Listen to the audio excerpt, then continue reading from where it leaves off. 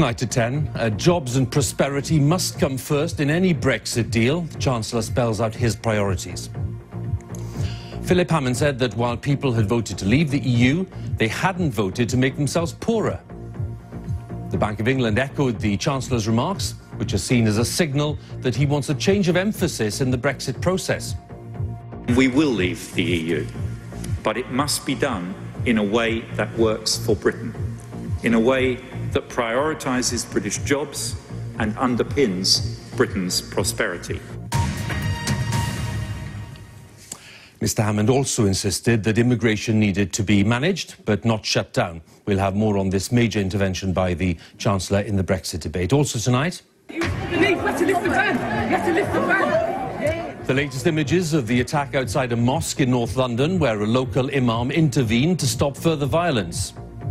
The true heroes are those who arrived on the scene right at the start, and the heroes are those in the hospital now, suffering with injuries, some of them life-threatening. 9 years after the financial crisis, Barclays Bank and 4 former executives are charged with fraud.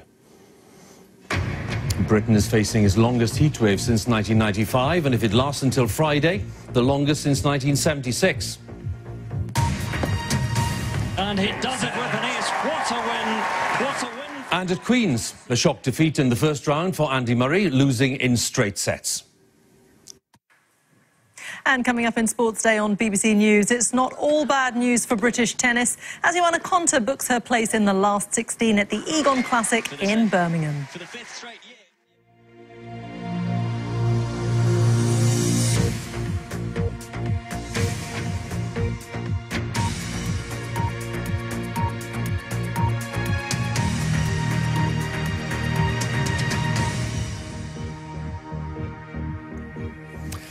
Good evening. Few technical problems tonight for which we apologise, but on the eve of the Queen's speech and in the week the formal Brexit talks got underway, the Chancellor has defined his own goals for the negotiation ahead.